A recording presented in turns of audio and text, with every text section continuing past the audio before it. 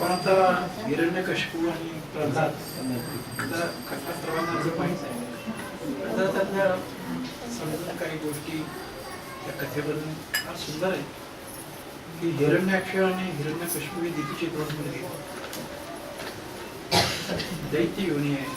तुम्हाला माहिती आहे की जय आणि विजय या सनकादिक ऋषींचा अपमान केला होता. आवाज येत नाही.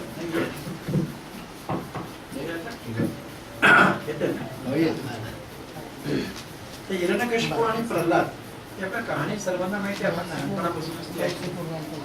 भागवतात त्याचे जे छटा आहेत, छान छटा आहेत विचारांच्या, तेवढे आपण करूया की हा जो हिरण्यकशिपू आहे त्याचा शत्रू कोण आहे?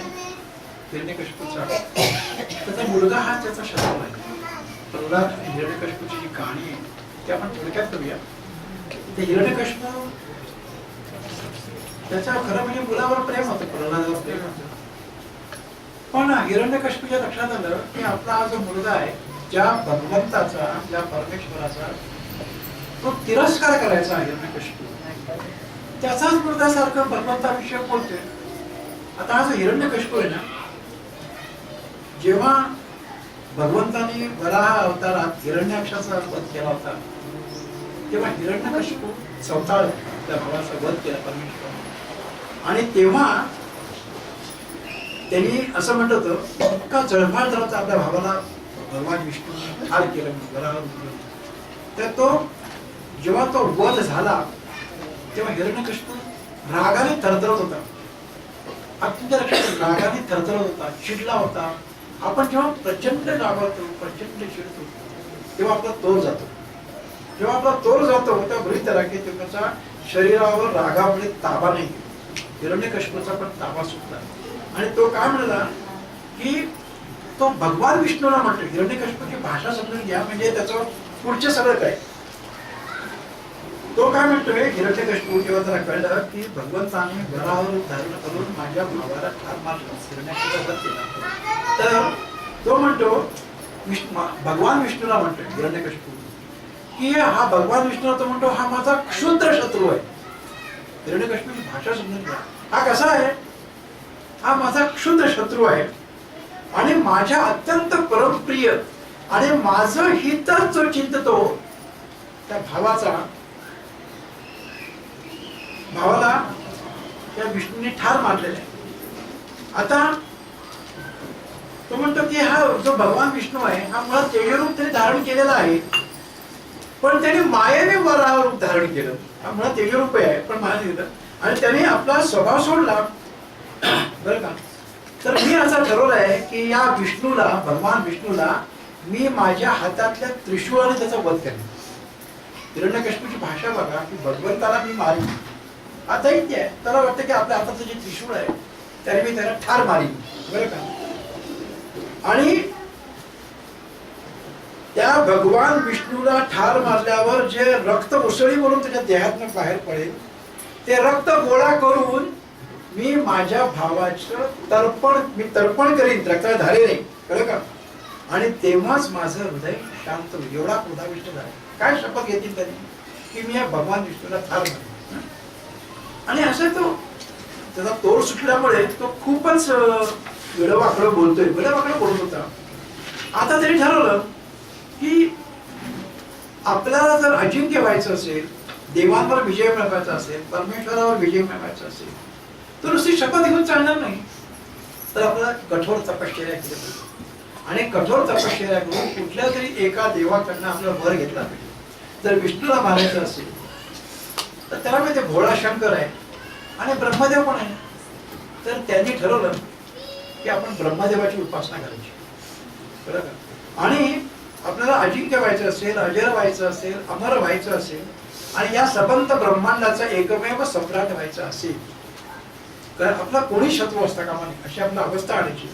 म्हणून तो काय करतो हिरण्यकशिपू मंदाचरण नावाचा जो पर्वत आहे त्या पर्वताची एक दरी आहे खोल, त्या खोल दरीत जाऊन हिरण्यकशिपू तपश्चर्याला सुरुवात करतो. तो तपश्चर्या कशी करतो? हा दैत्य आहे पण तपश्चर्या कशी करतो? तर तो एका पायावर उभा राहिला तर तो त्या पायाच्या अंगठ्यावर उभा राहतो. हिरण्यकशिपू पायाच्या अंगठ्यावर उभा राहतो आणि हात उंचावून हात सवड ठेवतो आकाशाकडे ठेवून, आणि तो असा जमिनीवर उभा राहून हात आपला हाताचं बोट वर करून आणि खाली उजव्या पायाच्या अंगठ्यावर, एका पायावर नव्हे तर एका उजव्या पायाच्या अंगठ्यावर उभा राहून तपश्चर्या करायला सुरुवात करतो. बरं का, इतकी तपश्चर्या तो करतो हजारो वर्षाची. त्या तपश्चर्यामुळे काय होतं की त्याच्या ज्या केसांच्या जटा झाल्या हिरण्यकशिपूच्या तपश्चर्याने अनेक वर्ष त्यांनी केली, तर त्या सूर्यकिरणाप्रमाणे त्या जटा तळपायला लागल्या. जटा काही तळपतात का, पण त्याची तपश्चर्या एवढी तीव्र होती की त्या आपलं माहिती आहे, आपण असं काही जटा बघतो ना,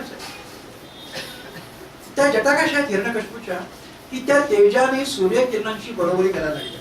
बरं का, आणि त्याची तपश्चर्या एवढी तीक्ष्ण झाली की एखादी आग धुरासह बाहेर पडावी.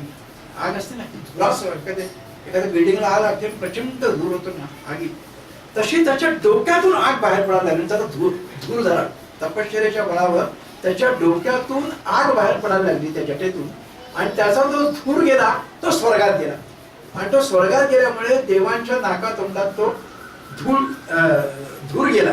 बरं का, चारी बाजूने पसरला. समज ब्रह्मांडावर त्याच्या तपश्चर्याचा परिणाम झाला की त्याच्या जटेतल्या आगीतून जो धूर पार पडला त्याने ब्रह्मांडाला त्याने त्या आगीने लपून टाकलं. पृथ्वी डळमळायला लागली. त्याच्या त्या आगी इतकी तप्त आग होती की समुद्राचं पाणी उकळायला लागलं, इतकी तो ही होती. आणि पर्वतांसह पृथ्वी सगळी डळमळायला लागली. ग्रह आणि तारे तुटून खाली पडायला लागले. कळलं का, आणि या आगीच्या लोळ असे पडले की स्वर्गातल्या देवाला ती आगीने स्पर्श केला आणि ते देव अग्नीत पोळा म्हणजे भाजायला लागले. आणि त्यामुळे त्यांनी काय केलं, आता आपलं सोडवणार कोण, तर ते ब्रह्मलोकात गेले आणि ब्रह्मदेवाला शरण गेले. आणि त्यांनी सांगितलं की भगवंता, या ज्या पृथ्वीवर हिरण्यकशिपूने जो तपश्चर्याला आरंभ केलाय तो तुझीच तपश्चर्या करतो, तुझ्याच नामाची करतोय. बरं का, आणि त्याच्या तपश्चर्याने जो अग्नी पसरलेला आहे त्यामुळे आमची शरीर जळायला लागली, देव म्हणतात. बरं का, तर आता आम्ही स्वर्गात राहू शकत नाही होत, कारण त्या सगळ्या ज्वाळा ब्रह्मांड व्यापून स्वर्गाच्या दिशेने गेल्या आणि स्वर्गलोकाला, देवलोकाला त्या ज्वाळाने स्पर्श केलेला आहे. तर हे अनंता, मला असं वाटतं तुझं नाम काय फक्त तो एकटा घेत नाही, अनेक लोक घेत आहेत, तर त्यांची सेवा करण्यासाठी तरी या तपश्चर्यात काहीतरी तू गोड कर आणि त्याला त्याच्यापासून हे कर. पण गंमत अशी झाली की याची तपश्चर्या एवढी तीव्र होती हिरण्यकशिपूची की ब्रह्मदेव प्रसन्न झालाय. म्हणजे देवांचं त्याने ऐकलंच नाही, तो प्रसन्न कोणावर झाला तर हिरण्यकशिपूवर झाला. कळलं का, आणि तो सत्यलोकात विराजमान आहे. ब्रह्मदेव हा सत्यलोकात असतो. कळलं का, तर त्याच्या लक्षात आलं की हिरण्यकशिपूने काय ठरवलं होतं की सत्यलोकातल्या ब्रह्मदेवाने ज्या विश्वाची निर्मिती केली आहे त्याच्यापेक्षा मी विश्वामित्राला मी मागे सारेन असं नवविश्व निर्माण करेन. या तपश्चर्याच्या बळावर नवविश्व निर्माण करेन असं देव म्हणतात. की आम्ही असं त्या हिरण्यकशिपूचं मनोगत ऐकलंय की त्याची तपश्चर्या काय आहे की त्याला तर या संबंध ब्रह्मांडाचा स्वामी व्हायचंच आहे, पण त्याला तू जे ब्रह्मांड निर्माण केलंयस, जे विश्व निर्माण केलंयस, त्या विश्वाला मागे सारेन असं त्याला प्रतिविश्व निर्माण करायचं, अशी त्याची तपश्चर्या आहे. बरं का, तर आपण जाऊन खाली बघूया तो तपश्चर्या कशी करतोय. म्हणून ब्रह्मदेव असेल तिथे हिरण्यकशिपू तपश्चर्या करत होता, त्या ठिकाणी पाहायला गेले. त्यांना काय दृश्य दिसलं तर हिरण्यकशिपूच्या भोवती एक वारूळ तयार झालं. कळलं का, बांबूच्या जाळ्या होत्या आणि संपूर्ण शरीर त्याला घातलं गेलं होतं. जसं वाल्या गोळ्याने अखंड राम नामाच्या मनावर त्याचं वारूळ तयार झालं आणि वारुळातून वाल्मिकी ऋषी प्रकट झाले. वाल्मिक म्हणजे काय, गलबीत म्हणजे वारूळ, वाल्मिक म्हणून वाल्मिक म्हणजे वारुळातून. जसे आपल्या अक्कलकोट स्वामी महाराज सुद्धा वारुळातून प्रकट झाले. झाडाच्या भोवती जे वारूळ होतं तसा हा त्याच्या भोवती वारूळ तयार झालं, जाळ्या झाल्या. आणि हे जे कीटक आहेत पृथ्वीवरचे, तो तपश्चर्याला बसले असताना मुंग्या आहेत, अनेक आहेत सरपटणारे, त्यांनी त्याची सगळी चरबी खाल्ली आहे, सगळं रक्त शोषून घेतलंय पण त्याला भान नाही एवढी त्याची तपश्चर्या आहे. म्हणजे मुंग्यांनी त्याच्यात सगळे लचके तोडलेले आहेत तरी सुद्धा त्याला भान नाहीये. बरं का, चाटून खाल्लंय. याच्या तपश्चर्याच्या तेजाने ब्रह्मांड झाकलं गेलंय आणि सूर्य जसा संबंध ब्रह्मांडाला तापवतो तसं याच्या तपश्चर्याने सगळं ब्रह्मांड तापलेलं आहे. तर ते तेव्हा हे सगळं तो ब्रह्मदेव पाहतो त्या देवांबरोबर आणि ब्रह्मदेवाचं मन भरून येत. तर त्याला काय हाक मारतो, कशासाठी गेलाय, तर तो त्या तपश्चर्यावर भुलतो ब्रह्मदेव आणि तो त्याला म्हणतो वत्सा बाळा उठ. आणि त्याला तपश्चर्या येतो त्या हिरण्यकशिपूला जागा करतो. कळलं का. आणि तो म्हणतो तुला काय हवंय, तुला काय वर पाहिजे, असं ब्रह्मदेव त्याला विचारतो. मध्ये खूप संदर्भ आहे त्यामुळे बाजूला ठेवू. तर तो काय वर मागतो. ब्रह्मदेव तर प्रसन्न झाला, त्याला तर ब्रह्मांडाचा स्वामी व्हायचंय, नवविश्व निर्माण करायचंय. तर तो ब्रह्मदेवाला हिरण्यकशिपू म्हणतो, अगोदर कौतुक करतो. तो म्हणतो भगवान तुम्ही वर जे देणारे आहेत त्या वरांमध्ये तुम्ही श्रेष्ठ आहेत. कारण महाविष्णू हा सर्व वर देणाऱ्या परमेश्वरांचा सर्वश्रेष्ठ कोण, तर महाविष्णू. पण तो त्याचा शत्रू आहे.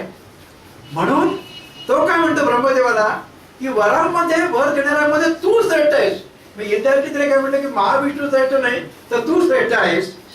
तर तुम्ही माझ्या मनात मला जो काही हवा आहे, माझ्या मनात जे काही इष्ट कामना आहेत त्या पुरा करणारा जर मी वर मागितला तर तू मला देशील का.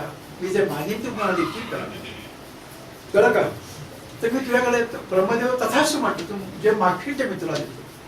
तर तो काय वर मागतो, ब्रह्मांडाचं स्वामित्व मागत नाही. कारण त्याला कुठेतरी माहित असतं की आपला वध होणार विष्णूकडे, त्याला कल्पना आहे. तर तो काय म्हणतो तू मला असा वर दे की तू जे उत्पन्न केलंयस, हे विश्व उत्पन्न केलंयस, तर इथे जी जीवसृष्टी आहे सगळी, माणूस धरून सगळी जीवसृष्टी, या कोणाकडूनही माझा वध होता का म्हणे. तो सिंह असेल वा कोणी असेल, कोणीही माझा वध करता का म्हणे. त्या वध करणाऱ्यामध्ये पशु नको, देव नको, दानव नको, नाग नको. कारण परीक्षितला शाप नाही का, तसं नागाने दोष केला असंही होऊ दे नको. कोणी नको, माणूस नको. त्या जीवामध्ये प्राण आहे किंवा नाही हाही मुद्दा येता कामा नये. म्हणजे प्राण असलेल्या जीवाकडनंही मृत्यू नको आणि ज्याच्यामध्ये प्राणशक्ती नाही त्यांच्याकडूनही मला मृत्यू नको. बरं का. मला मृत्यू दिवसाही नको, मला रात्रीही मृत्यू नको. कळलं का. मला कुठल्याही शस्त्राने मृत्यू येता कामा नये. आणि दुसरा एक मागतो की कुणालाही माझ्याशी युद्धात सामना करावा असं वाटू नये, एवढं मला तू बलदंड कर, एवढा मला पराक्रमीगिरी कर. कळलं का. आणि शेवटचा मागतो की संपूर्ण जीवसृष्टीचा अधिपती मी व्हायला हवं.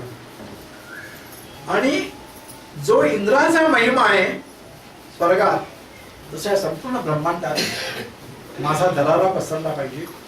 आणि ते ऐश्वर्य जे देवांना प्राप्त झालं नाही, जे देवेंद्राला प्राप्त झालं नाही, ते ऐश्वर्य मला प्राप्त होऊ असं त्यांनी ब्रह्मदेवाकडे मागितलं. अनाकलनीय आणि दुर्लभ असा वर मागितलं त्यांनी. तर ब्रह्मदेव म्हणाला की अरे तू जे काही मागतोयस ना ते अत्यंत दुर्लभ आहे. बरं का. कोणी तपश्चर्या करणारे जे कोणी आतापर्यंत जीव झाले, आतापर्यंत ज्यांनी ज्यांनी तपश्चर्या केली, पुढे जे कोणी जीव तपश्चर्या करतील, तू जो वर मागितलायस तो वर मलाच नव्हे पण कुणालाही, कुठल्याही भगवंताला हा वर देता येणार नाही. बरं का. हा दुर्लभ आहे. तरी सुद्धा मी तुझ्या तपश्चर्येवर प्रसन्न झालोय आणि मी तुला हा वर देतो. मी थोडक्यात काय, मला अमरत्व पाहिजे. थोडक्यात मागितलं काय, कुठूनही मृत्यू नको, कुठूनही नको, तर त्याला अमरत्व पाहिजे. तर मी तुला वर देतो. तर ब्रह्मदेवाकडनं तरी वर प्राप्त करून घेतल्यावर, वर प्राप्त झाल्यावर हिरण्यकशिपूचा संपूर्ण शरीर अतिशय तेजपुंज झालं. हा दैत्य म्हणजे संबंध शरीर तेजपुंज झालं. आणि त्याला आपल्या भावाच्या वरप्राप्ती झाल्यावर लगेच त्याला आपल्या मृत भावाची आठवण झाली. हिरण्याक्षाची आठवण झाली. आणि त्या क्षणी त्याच्या महाविष्णू विषयी जो द्वेष आहे तो उफाळून आला एकदम वर प्राप्त झाल्यावर, कळलं का? आणि असा वर प्राप्त त्याला झाला तर असं म्हणतात, ह्या वरप्राप्तीनंतर भागवतकार काय म्हणतात ते सांगतो. त्यांनी असं म्हटलंय की ह्याला भगवंत विष्णूला शरण जातात तर विष्णू सांगतात त्यांना, सगळ्या देवांना, की ह्याच्या पोटी वैरहीन, कसलाही वैर न करणारा, अत्यंत शांत वृत्तीचा आणि महात्मा पुत्र जो प्रल्हाद रूपाने मी प्रकट होईल आणि प्रल्हाद जो मुलगा होईल, अशा या वैरहीन अत्यंत चांगल्या मुलाचा हा जेव्हा द्वेष करायला लागेल, कळलं का, अतिशय द्वेष आपल्या मुलाचा करायला लागेल प्रल्हादाचा, तेव्हा मी ह्याला ठार मारीन. म्हणजे प्रल्हादाचा जेव्हा तो द्वेष करायला लागेल तेव्हा मी त्याला ठार मारीन, असं भगवान विष्णूने आश्वासन दिलं, बरं का. आता या हिरण्यकश्यपाला पण माहिती आहे 4 मुलं आहेत, त्यातला प्रल्हाद आहे, बाकीचे दैत्यपुत्रच आहे. प्रल्हाद सुद्धा दैत्यपुत्रच आहे, तो हिरण्यकश्यपाचा मुलगा आहे, तो मला दैत्यपुत्र आहे. पण तो जरी दैत्यपुत्र असला तरी त्या जन्मक्षणापासून तो भगवान विष्णूच्या स्मरणात अखंड राहिला, किंबहुना तो आईच्या पोटात असल्यापासून नामस्मरणात दंगे, हा भक्त प्रल्हाद, बरं का. हा त्याचा सर्वात धाकटा मुलगा आहे आणि त्या 3 आणखी मुलगे आहेत. हा कसा आहे, दैत्य योनी ना, हे कधीही ब्राह्मणांचे भक्त नसतात, सदाचरणी माणसांचे भक्त नसतात, सत्यप्रत्य जितेंद्रिय माणसाची कधी ते भक्ती करते. दैत्य हे द्वेषच करतात. म्हणजे हे जी 4 मुलं आहेत ती खरी दैत्याची असल्यामुळे तरी द्वेष करायला पाहिजे, पण प्रल्हाद हा वैरहीन म्हणूनच जन्माला आहे. त्याला त्याच्या अंतःकरणात कुणाविषयी काही वैरभाव नाही. दैत्य आहे पण त्याच्या मनात ब्राह्मणांविषयी वैर भावना नाहीये, कळलं का. तो सदाचरणी आहे, अत्यंत सत्य प्रतिज्ञा आहे हा प्रल्हाद. आणि तो शिवाय कसा आहे, तो जितेंद्रिय. जितेंद्रिय म्हणजे त्याचं आपली जी इंद्रिय आहे त्या इंद्रियांवर त्याचा पूर्ण कंट्रोल आहे. आपल्याला माहिती आहे की आपल्याला जी प्रल्हादाला इंद्रिय तीच आपल्याला इंद्रिय, पण आपण जितेंद्रिय नाही होत. आपल्याला आपल्या इंद्रियांवर, आपण इंद्रियांना रोखू शकत नाही. समजा आपण किती ठरवलं की मी आता कधीच राग घेऊन येणार नाही, आणि असं म्हणेपर्यंत एखादा रागाचा क्षण येतो आणि तो उफाळून येतो. म्हणजे आपली इंद्रिय आपल्या ताब्यात नसतात. आपली इंद्रिय ताब्यात का नाही, तर आपल्या अंतःकरणात विषय भावना आहे, म्हणून आपल्या अंतःकरणात आपल्या इंद्रियांवर आपण ताबा ठेवू शकत नाही. ज्याच्या अंतःकरणात विषय भावना प्रवेशच करत नाही तो जितेंद्रिय असतो. इंद्रियाला ताब्यात ठेवायचं कारणच नाही, कळलं का. तो इंद्रियांच्या अधीन नसतोच म्हणे. तर असा हा जो कोणी आहे प्रल्हाद कसा आहे की तो अत्यंत श्रेष्ठ व्यक्तींपुढे नतमस्तक होणार. म्हणजे दैत्यांकडे हे गुण कधीच नसतात, ते या दैत्यपुत्राकडे सर्वांविषयक प्रेम, भगवंताविषयक प्रेम, भगवान विष्णू विषयक अतिशय प्रेम. म्हणजे वडील हे विष्णूचे द्वेष करणारे आणि मुलगा हा भगवान विष्णूचा परमभक्त आहे, बरं का. आणि त्याच्या मनात सद्गुरूविषयक, सत्पुरुषांविषयक एक विलक्षण असा भक्तिभाव आहे. प्रल्हादाचं आणखीन एक वैशिष्ट्य काय की त्याला गर्वाने कधी स्पर्श केला नाही आणि त्याला उद्धटपणाने कधी स्पर्श केला नाही. कारण राजपुत्र जे असतात ते सहसा उद्धट असतात, धर्मिष्ठ असतात, धनधान्य सगळं भरपूर असतं. पण हे कुठलेही जे दुर्गुण आहेत ना, दैत्य योनीत जेवढे म्हणून दुर्गुण आहेत, त्या कुठल्याही दुर्गुणाने दैत्यपुत्र प्रल्हादाला स्पर्श केलेला नाही. तो कधीही भक्त प्रल्हाद संकटांना घाबरला नाही, कधीच संकटांना घाबरला नाही. तो भक्त प्रल्हाद जन्मक्षणापासून जे जे काही तो आपल्या इंद्रियांनी अनुभवत होता ते त्याला कळलं की जे जे काही मी अनुभवतोय ते सगळं मिथ्या आहे. म्हणजे जे अथक तपश्चर्येने आपल्याला प्राप्त होतं, अथक तपश्चर्या केल्याशिवाय, भगवंताचं नाम अखंड घेतल्याशिवाय आहे दृश्य जग, ही माया आहे, हे मिथ्या आहे, हे खोटं आहे, हे भगवंताचं प्रतिबिंब आहे. एक लक्षात घ्या, बिंब आणि प्रतिबिंबात खूप फरक आहे. आपल्याला नदीत जर चंद्राच्या बिंबाचं प्रतिबिंब पडलं तर ते आपल्याला पकडता येत नाही. ते पाणीच आहे ना, ते प्रतिबिंब आहे. चंद्राला जर घ्यायचं असेल तर मला किंवा सूर्याला पकडायचं असेल तर मला हनुमंत घेऊन येते यावं लागतं. हनुमंत तसा जन्मक्षणीच ते सफरचंदाचं फळ आहे समजून लाल भडक त्या दिशेने गेला.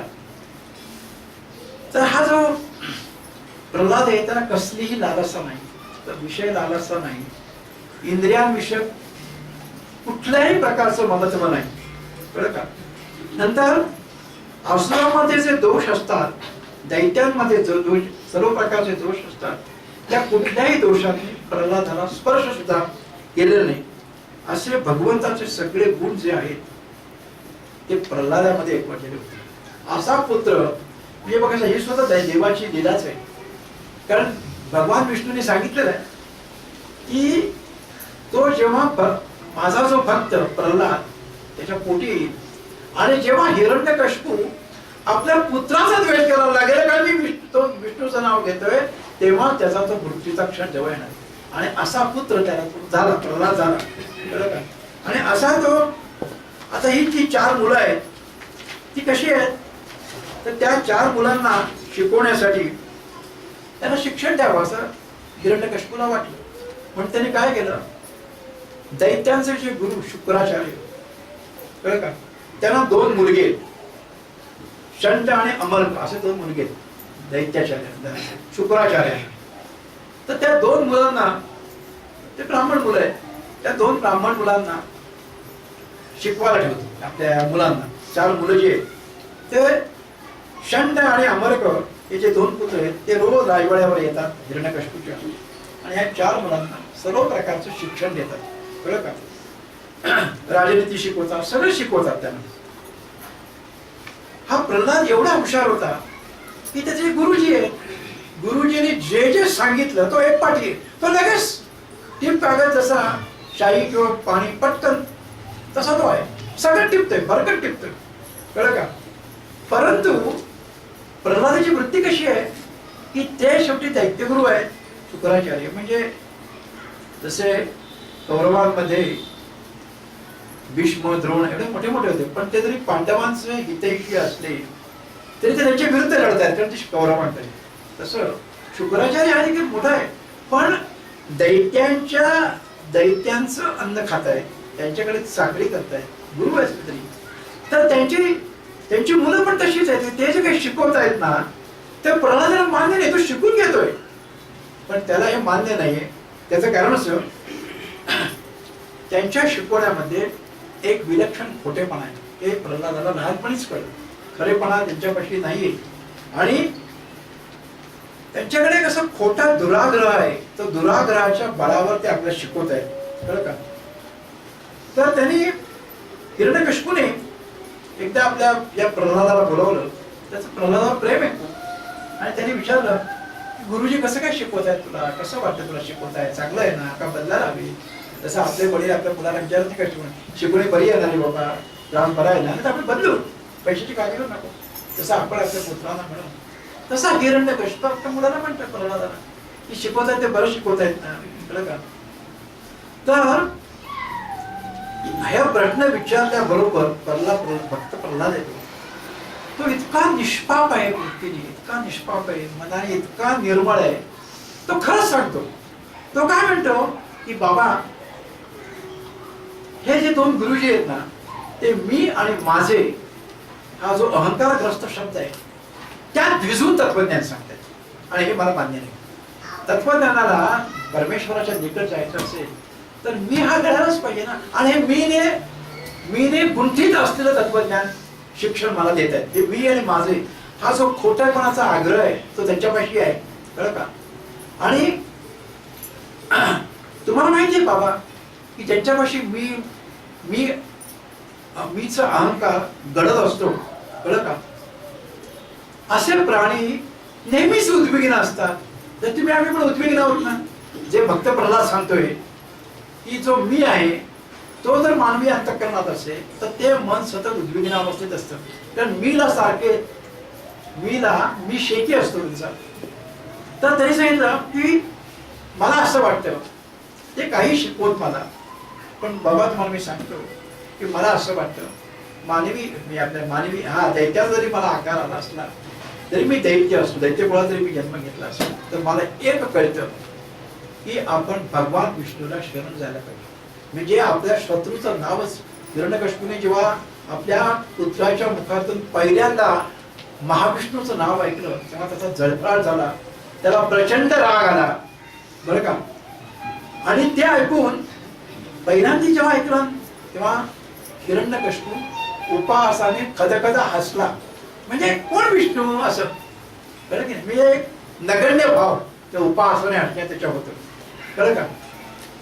तर तो पटकन काय म्हणाला हिरण्यकशिपू आपल्या मुलांना, अरे प्रल्हादा तू लक्षात घे, लहान मुलांची बुद्धी अशीच बिघडते, असं काहीतरी ऐकतात ना, तुझी बुद्धी बिघडली आहे, भगवान विष्णूचं नाव आपण नाही घ्यायचं, तो आपला शत्रू आहे, तुझी बुद्धी बिघडली आहे कळलं का. असं तो वेळ सांगतो. ते म्हणजे आपले गुरुजी फार चांगले आहेत, ते जे शिक्षण देत आहेत ते बरोबर शिक्षण देत आहेत, त्यांना तू विरोध करू नकोस. कारण ते कसं विष्णू विषय सांगणार, दैत्याचारांची मुलं शुक्राचार्यांची मुलं आहेत ती, दैत्यांचं अन्न खात आहे, ते विष्णूचं कसं पूजन करणार, भजन करणार, ते नामस्मरण ते कसं शिकवणार, त्याने बाकीचं शिकवलं, शस्त्रविद्यावर सगळं शिकवलं. तर तो म्हणतो, प्रल्हाद म्हणतो की माणसाचं काय होतं की मीपणाचं आवरण त्याच्यावर पडतं, मायेचं आवरण पडतं, आणि मायेचं आवरण पडल्यामुळे काय होतं, बुद्धी मोहाने ग्रस्त होते. आणि हे मोहाने ग्रस्त होणारी जी बुद्धी त्यांच्याकडून मला मिळते ती मला नको आहे. म्हणजे गुरुजी नको असं म्हणत येतो. तो म्हणतो हे जे शिकवतायत ना हे मला पटत नाहीये, कारण मला माहिती आहे की विष्णू नाम हे श्रेष्ठ नाम आहे. मी जर माणसाला जर काही शिकायचं असेल, ज्ञानच कमवायचं असेल तर एकच एक गोष्ट आहे की परमेश्वराचं सतत स्मरण हेच ज्ञान आहे, बाकी सगळं ज्ञान खोटं आहे, सगळं मायाने भरलेलं ज्ञान आहे, आणि हे मला शिकायचं नाही असं तो म्हणतो. ते आणि वर काय सांगतो की काय सांगतो बाबा, तुम्ही एक लक्षात घ्या, भगवंताची कृपा झाली तरच आपल्याला सुख मिळतं. आणि मला माहिती आहे की भगवंताची कृपा मला मिळावी असं मला ज्ञान पाहिजे बरं का. कारण हा जो परमात्मा आहे तो सर्वत्र आत्मरूपाने, आत्म्याच्या रूपाने आहे, आणि परमात्म्यापाशी भेदभाव नाहीये.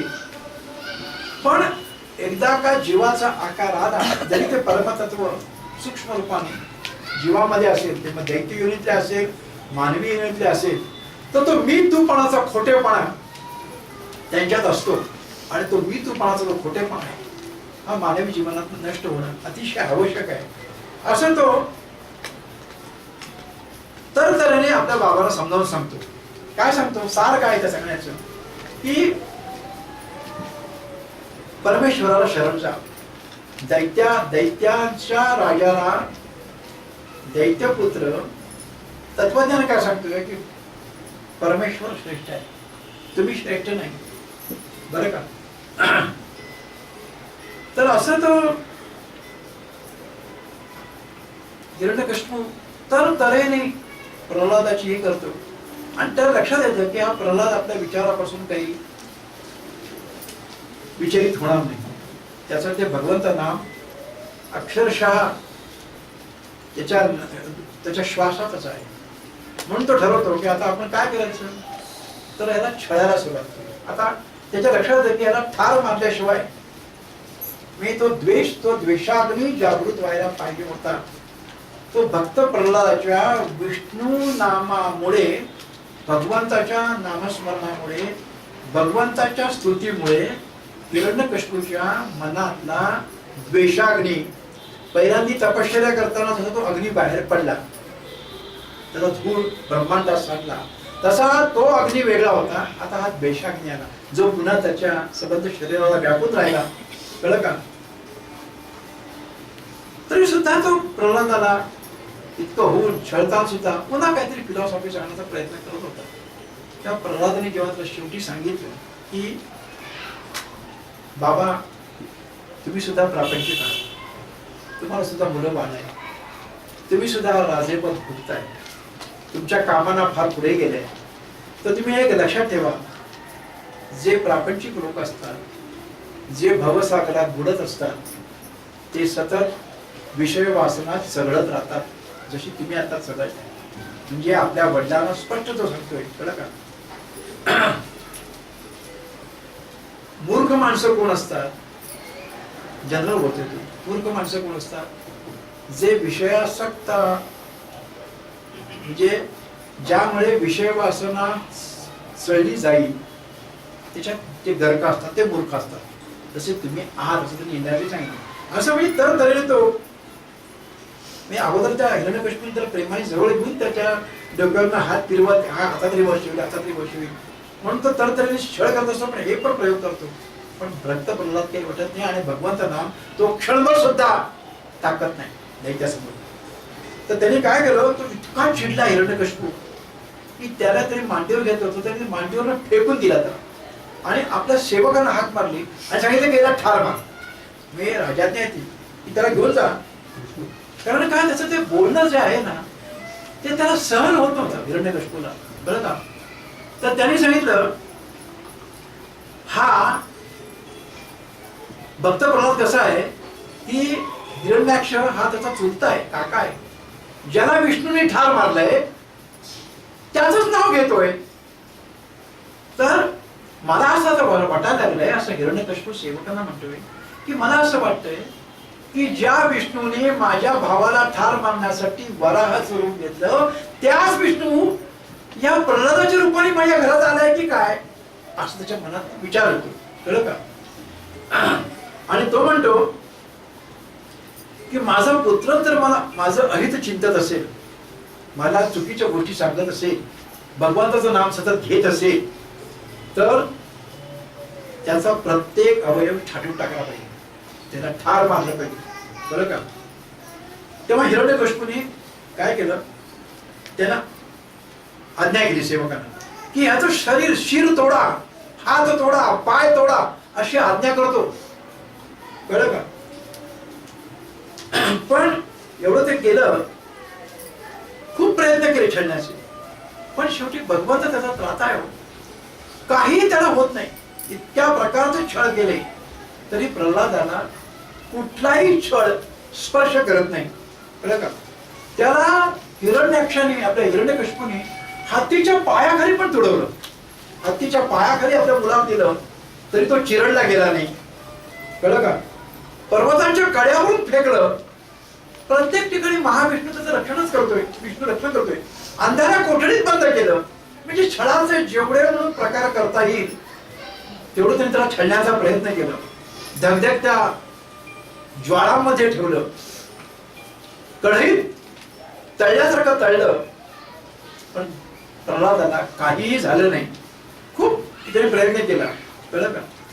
त्यामुळे त्याच्या लक्षात आलं की याचा मृत्यू माझ्या हातात नाही, प्रल्हादाचा मृत्यू मी नाही घेऊ शकत. ज्याने अमर पदाचं वर मागून घेतलेलं आहे ज्या हिरण्यकश्यपूने, त्याच्या लक्षात आलं की आपल्या पुत्राला सुद्धा आपल्याला ठार मारता येत नाही, इतके प्रयत्न करू नये, कळलं का?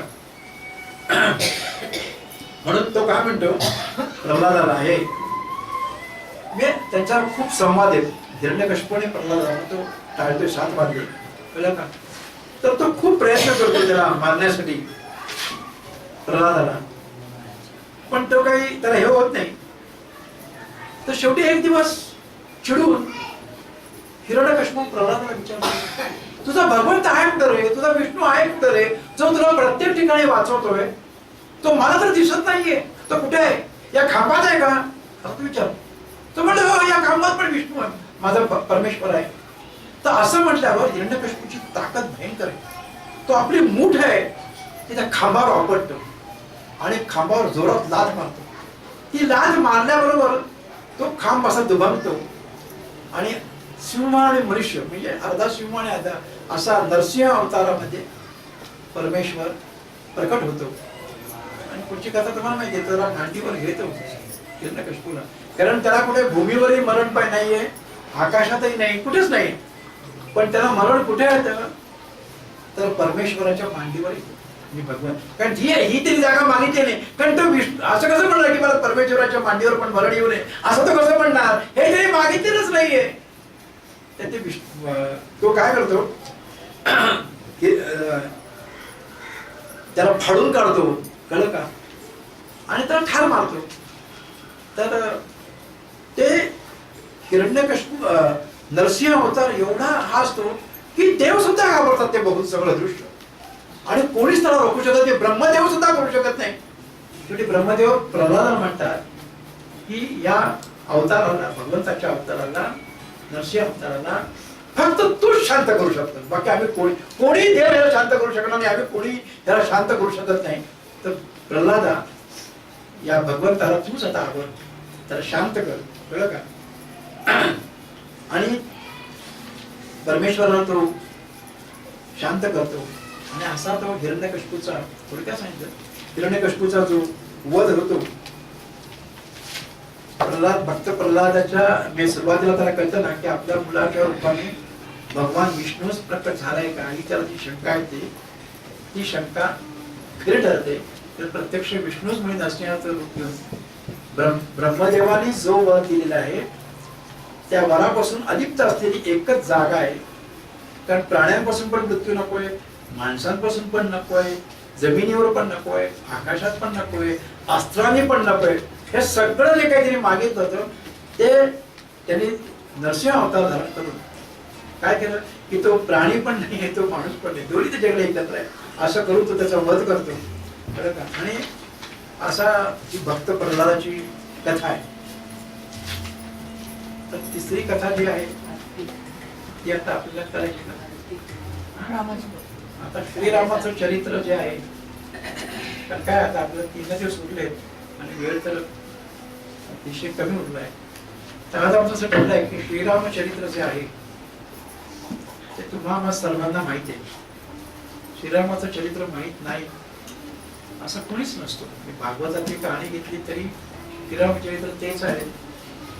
आपल्या सर्वांचे लाडके माडगुळकर जे आहेत त्यांनी 56 गाण्यातनं जे लिहिलंय ते श्रीरामचरित्र, जे तुमच्या आमच्या अंतःकरणातून भिनलेलं आहे. तर आज आम्ही असा निर्णय घेतलाय श्रीरामचरित्राच्या निमित्तानं वैनी आज रामजन्म आपला साजरा करायचा आहे. श्रीरामाचा जन्म किंवा उद्या कृष्णाचा जन्म आहे, तर आज आपण श्रीरामाचा जन्म साजरा करायचा आहे. तर असं ठरलं की श्रीरामाचं जे चरित्र आहे, म्हणजे भागवतामध्ये दशमस्कंधामध्ये पूर्वार्धामध्ये 2 फक्त अध्याय आहेत श्रीरामाचे, की म्हणजे श्रीरामाच्या लीला असे 2 अध्याय आहेत. भगवान श्रीरामाच्या लीलांचे वर्णन, ज्या लीला आपण लीला वर्णन आपल्या सर्वांना ठाऊक आहे, ते रिपीट करायच्या ऐवजी असा आम्ही निर्णय घेतला की वैदिकमुळे आपल्या सुस्वर स्वराने माडगुळकरांचं राम जन्मला अग सखे राम जन्मला असं आपण सांगितलं पद्धतीने आजच्या आपल्या प्रवचनाची सांगता करणार आहोत. की श्रीरामाचा जन्म, श्रीरामाची कहाणी आहे ना, ती काय मी जरी किती सांगितली तरी तेच चरित्र त्यात बदल होतच नाही. श्रीराम हा जो अवतारी पुरुष आहे, 7वा अवतार आहे भगवंताचा. त्या अवतारामध्ये आदर्श राजा कसा असतो, आदर्श पती कसा असतो, आदर्श पिता कसा असतो, ही सर्व काही श्रीरामाच्या चरित्रात भगवंताने या अवतारामध्ये सांगितले. तो सीताराम आहे, तो राजाराम आहे, आणि तो मूलराम पण आहे, आणि तो